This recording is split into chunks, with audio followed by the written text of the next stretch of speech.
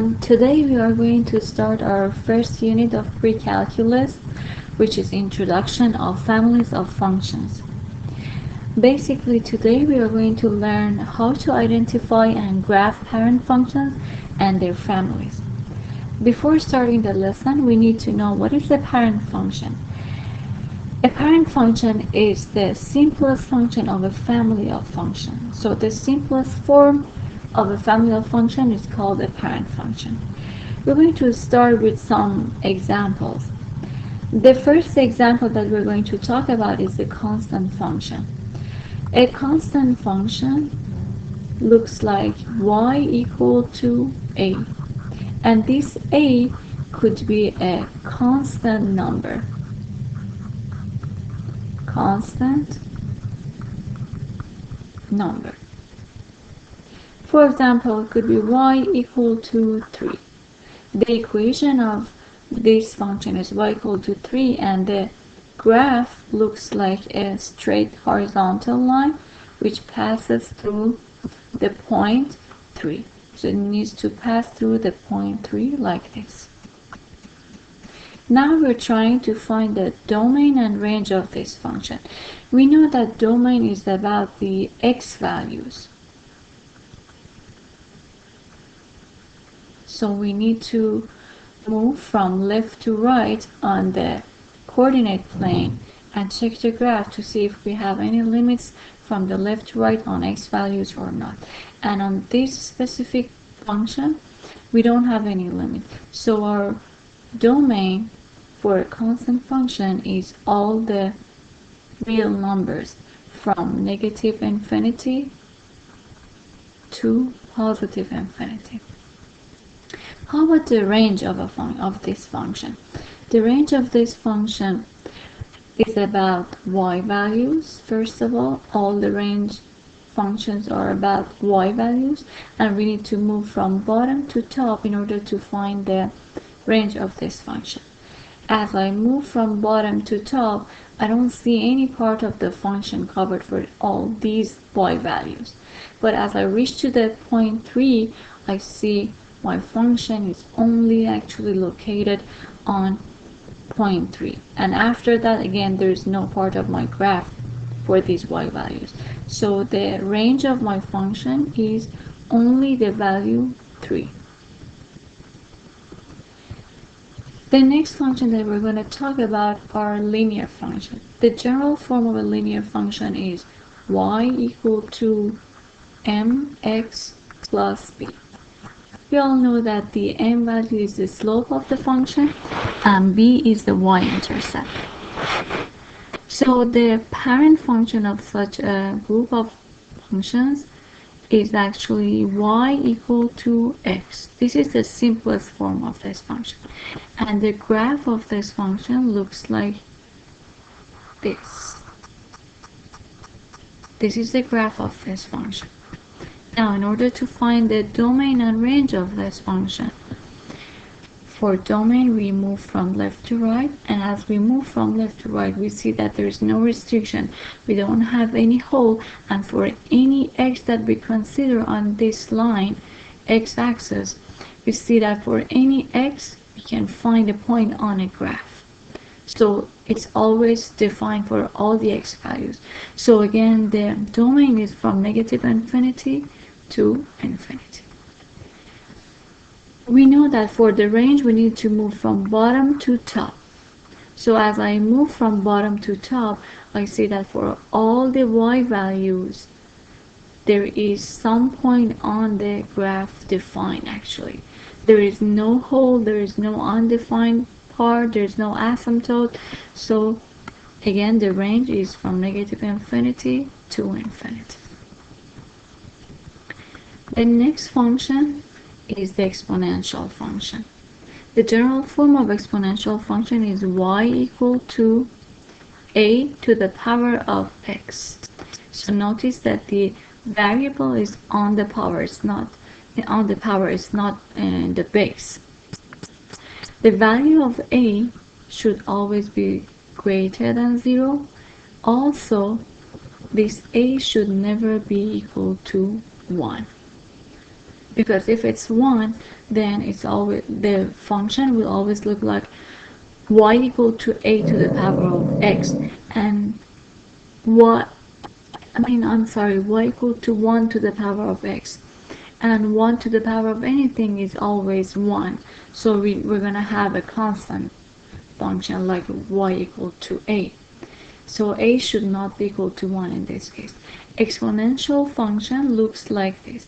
First of all, it always passes through the point 0 and 1, and it looks like this. From the right side goes to the up and right, and from the left side gets close to the x-axis, but never passes through this point. This means that we have an asymptote here, the horizontal asymptote of x equal to, y equal to 0. This is the horizontal asymptote that we have. Now, how do we find the domain of this function? From left to right, as I move, I see that there's always some part of the graph, a point on the graph defined for the x values that I find on x-axis. So there is no restriction, and I have all the x values defined, all real numbers. How about the range? For range, again, we know that we move from bottom to top. As I'm moving bottom to top, I notice that there's nothing defined for the y values under the x-axis, means there's nothing defined for negative y's. And even as I reach to 0, nothing is defined for 0, because my graph gets close to 0 but never passes. But right after 0, my function starts to have values. So starts from 0 and again goes to infinity, because it's continuing forever to the up and right.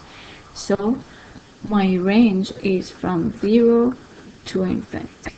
But notice we're not going to put bracket here. We need to put a parenthesis, because 0 itself is not covered actually. So we need to put parenthesis here. The next function that we're going to talk about is quadratic function. A quadratic function looks like y equal to x to the power of 2. This is actually the parent quadratic function. We all know that the parent quadratic function looks like a parabola, or actually a U-form. So it's going to be like this. And then the domain, left to right, I see that there's always something defined for my function. Even at these points that you don't really see the graph, but we know that this function, this graph is going to continue forever. So somewhere up there, maybe furthermore, if we go, we will find some point on the graph defined for all these x values. So my range is from negative infinity to positive infinity. I'm sorry, the domain is from negative infinity to positive infinity. Then for the range, we know that we move from bottom to top. As I start from bottom, I will see that there is no y value defined for the negative y's, no graph defined for the negative y's, but it starts from 0. The function is defined for 0 and 0. So as I move up, it's going to continue. Therefore, the range of my function is from 0 to infinity. This time, because the 0 itself is defined, because my graph passes through 0 and 0, then I know that this 0 is included into my function. So I'm going to put a bracket to show that the 0 itself is included in my function. The next function is square root function. It's y equal to square root of x. Notice that square root function and quadratic function are inverse of each other. So how does the graph look like? The graph of square root function looks like this. The range of the domain of this function As I move from left to right, I notice that my function is starting from 0 and 0 and goes forever to the right. So starts from 0 to infinity. Now let's find the range of this function. We know we move from bottom to top, and as I move from bottom to top, the first thing that I see from my graph is the point 0, and it's continuing to the top and the right, so the y is going to infinity. So again, it's from 0 to infinity, and because the 0 itself is covered, so I'm going to put a bracket here. Next function is logarithmic function, which is y equal to log base B of x. Again here, b should never be equal to 1, and b should be greater than, not greater than equal, just greater than 0. So it should be greater than 0. The graph of this function looks like this. Always passes through 1 and 0 and goes forever from this side, and from this side gets close to the y-axis but never passes through this one. So I'm going to graph this again. Okay, so something like this. From the right side goes to the top and the right. From the left side gets close to this line, the vertical y-axis, but never passes through. Again, we know that we have a vertical asymptote at this point. This asymptote is called x equal to 0. So this is an asymptote. Now let's find the domain and range. For domain, I move from left to right, and as I'm moving, there's nothing defined for my function for these x values, not even for 0. But right after the 0, my function is going to stop. So from 0 to, and then continues forever. So 0 to infinity. And because my function is not defined for 0, 0 is not included to my function, so I'm going to put a parenthesis here, not a bracket. For the range of this function, as I move from bottom to top, we know that everything is defined. We don't have any restriction for the y value. So it's going to be from negative infinity to infinity.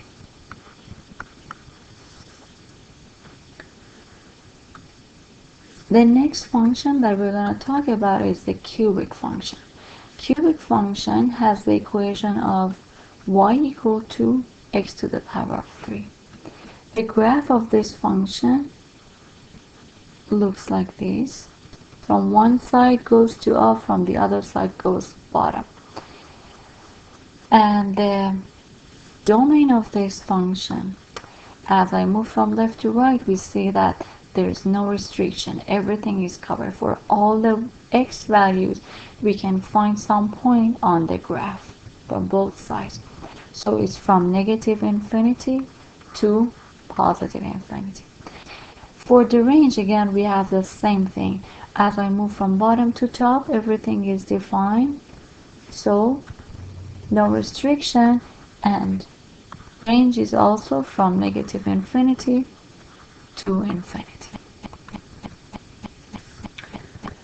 Cube root function. Y equal to cube root of x is the equation of the parent function. The graph looks like this. Again, from one side it's going to the right, from the other side it's going to the bottom and left. The domain of the function is similar to x cubed, and it's from negative infinity to infinity, because as I move from left to right, there's nothing undefined. We don't see any holes here. The same is for the range from bottom to top. As I'm moving, there is nothing undefined. So again, range is from negative infinity to positive infinity. Also, notice that here cubic function and cube root function are inverse of each other. Absolute value function. Y is equal to absolute value of x. We know that absolute value function makes all the x values positive. It means if you give a negative number, changes that number to the positive. Like for example, if you give negative 3 as x, then the y will be 3. If you give positive 4, it's going to be the same. Just changes the negative values to the positive. So the graph looks like this. It's like a V shape. My shape is not really good. I'm gonna try it again. So it's like a V. Again, not very good, but not bad. Okay, the domain of this function from left to right. As I'm moving, I see that there is some point on my graph defined for my x values. So everything is covered. But how about the range? As I move from bottom to top, there's nothing defined for the negative values. The function starts from point 0 and 0, and it's going to continue forever. So my range is from 0 to infinity. Again, I'm going to put a bracket here because the point 0 was actually defined in my function. The next function that we're going to talk about is rational function. The equation of a parent rational function looks like 1 over x, and we know that this x should never be equal to 0. The graph looks like this. So the function gets close to the x-axis from the right side and to the y-axis from the top side. And then another part of this graph is like this. Get close to the x-axis from the left and close to the y-axis from the bottom. So here we notice that our graph is getting close to x-axis from these two sides but never passes this axis. So this means we have an asymptote here, a horizontal asymptote here. The same is here. From the other side of my graph, the graph is getting close to the y-axis but doesn't cross this one, and also here. So we have another asymptote here. Whenever we have an asymptote in our function, we will see that there is something actually not covered, either in domain or in range. And in this specific case, in both of them, we have something undefined. So for domain, I move from left to right. As I start moving from left to right, I see there is always something defined for my x values on my function, but not for the 0. So as I reach to the 0, I have to make a jump and go after 0 to have my graph again defined. So again, everything is defined on the right side of the 0. So everything is defined except 0. So I'm going to move from negative infinity, and then as I reach to 0, I have to make a jump. So I'm going to put a parenthesis and the union size. So the second part of my domain is going to start now. Again, I'm going to start from after 0. So it's 0 to infinity. This is my domain. For range, as I move bottom to top, I see for all the y values, there is something defined on my graph. But as I reach to 0, for this point, there's nothing defined. So I'm going to, again, make a jump here and go after 0 and continue my graph. So domain is from negative infinity to 0, again to 0 to negative to positive infinity. What is greatest integer function? Greatest integer function has a parent function like y equal to bracket x bracket close bracket. Oh, sorry.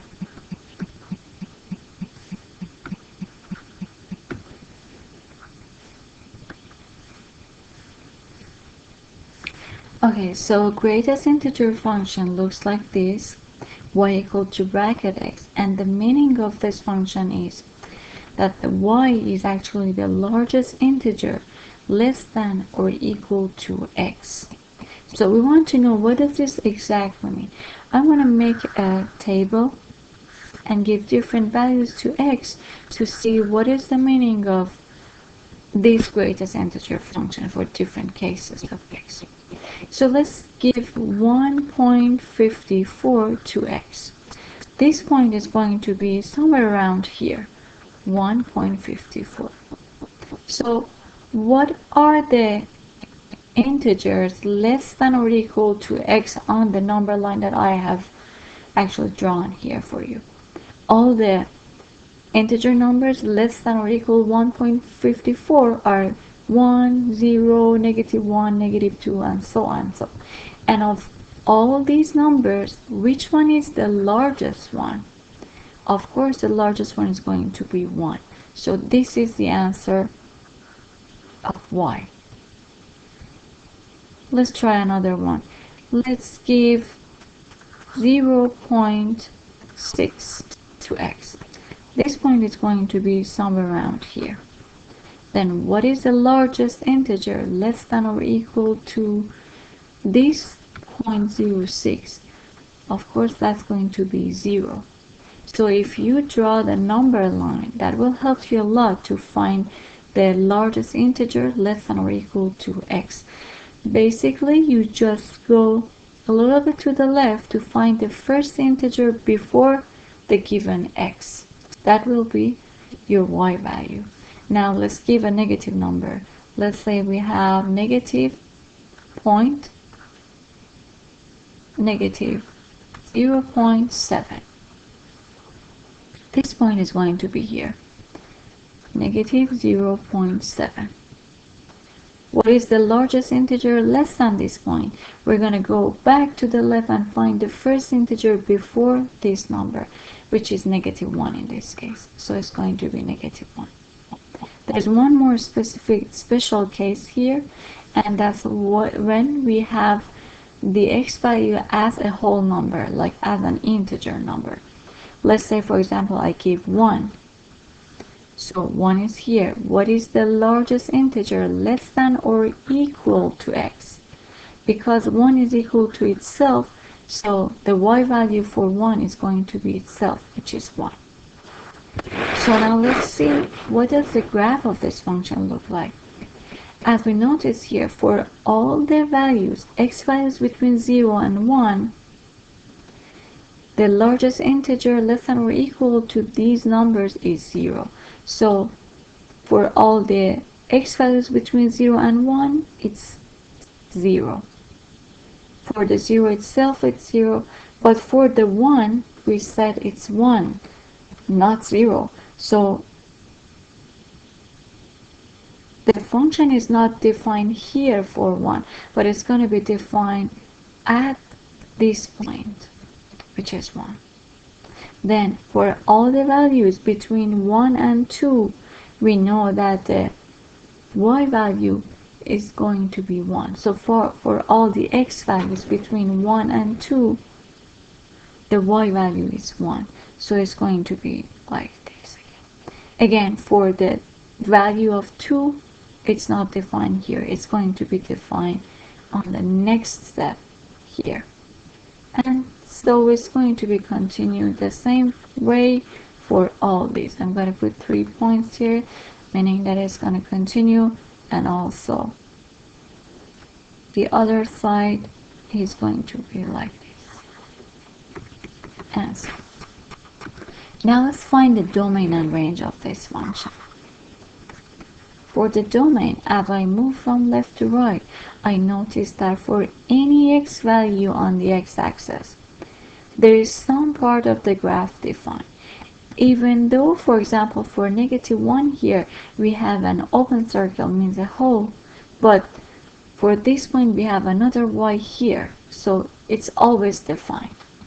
So all the x values are always defined, so it's from -infinity to infinity, all real numbers. How about the range?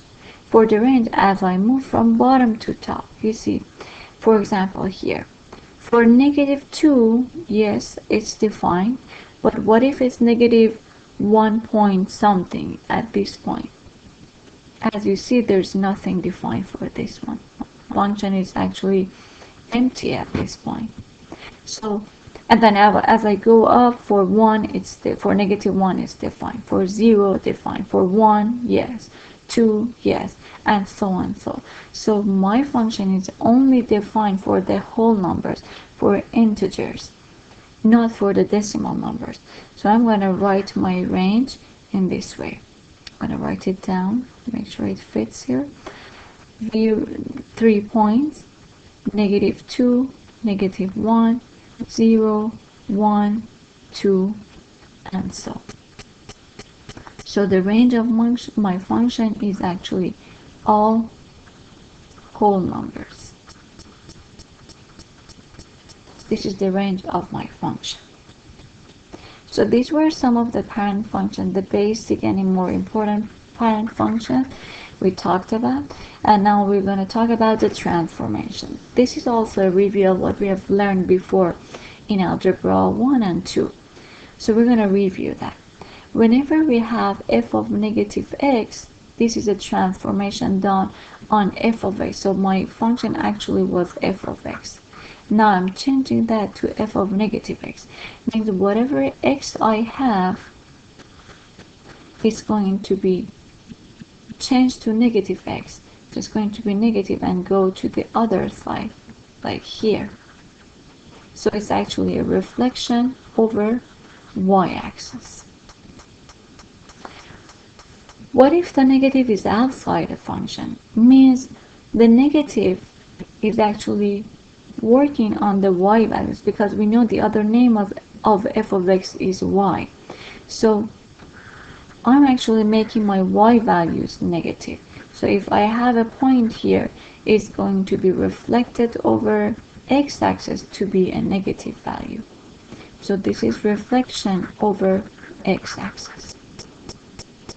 What is f of x plus a?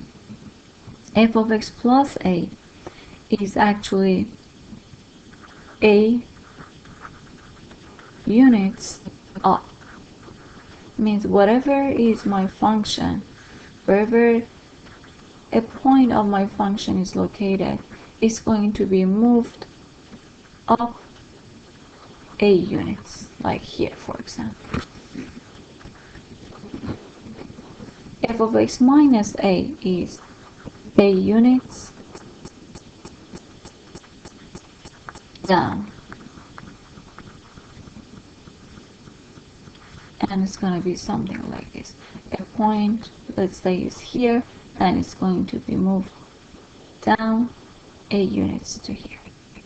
As we notice, these two transformations are outside of the function.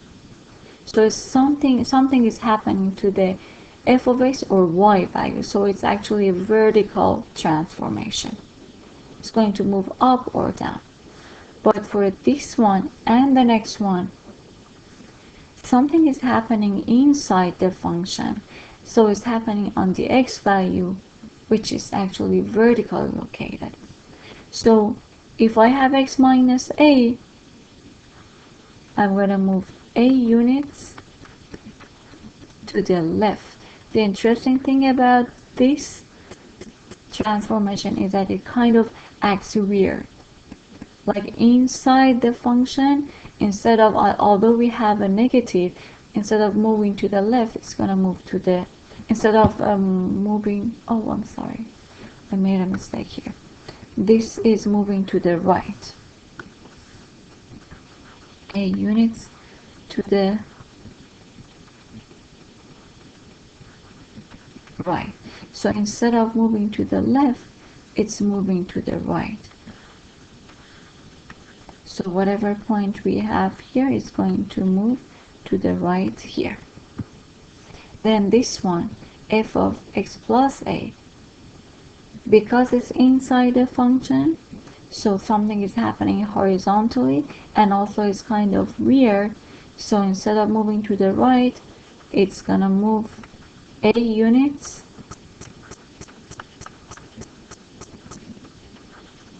to left.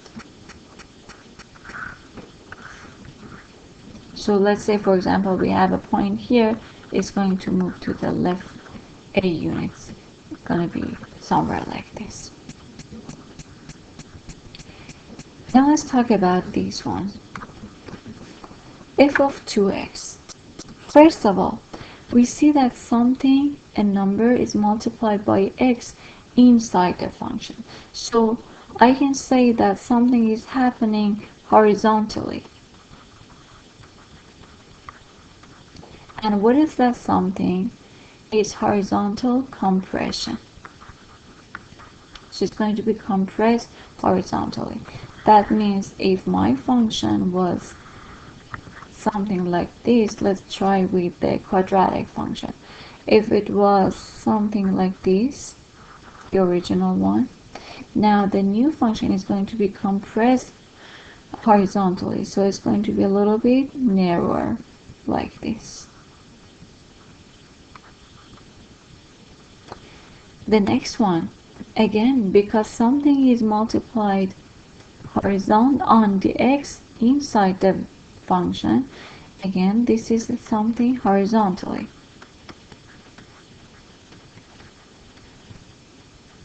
But what is it this time? It's a stretch. It's a stretch, and it's going to be like this. If my function is quadratic function like this, it's going to be stretched horizontally, so it's going to be wider because we're stretching this from the right and the left side. If you have noticed, because these two values are inside the function and we said it's horizontal, it's going to be again kind of weird like the other two transformations to the left and the right. So although this number 2 is bigger than 1 over 2, it's a kind of bigger number, but it's compression. And this one, although it's a number less than 1, it's a stretch. And we will see that when the number is multiplied outside the function, it's kind of inverse of this. So if we have 2 times f of x, or actually 2 times y, because f of x is y, we know that something is happening vertically. So it's a vertical. This time 2 is something bigger than 1. So, and we know that outside the function always it's just acting normal. So it's going to be vertical stretch. Means if the function looks like this, for example, now we're going to stretch the function vertically, so it's going to be narrower and taller actually, like this. This time for 1 over 2 times f of x. Again, because this is happening outside the function, the number is outside f of x, it's going to be vertical. But this time, because the number is less than 1, it's a compression. So the function looks like this. If this is my graph, now the transformed function is going to be like this, compressed vertically. So it's going to be shorter and wider. So again, notice if it's inside the function is horizontal and weird. If the number is bigger than 1, it's compression. If it's less than 1, stretch. And outside the function, just like normal, first of all vertical, and then if number is greater than 1, stretch. If less than 1, it's compression. So this was the end of our lesson today. Have a great day, everyone.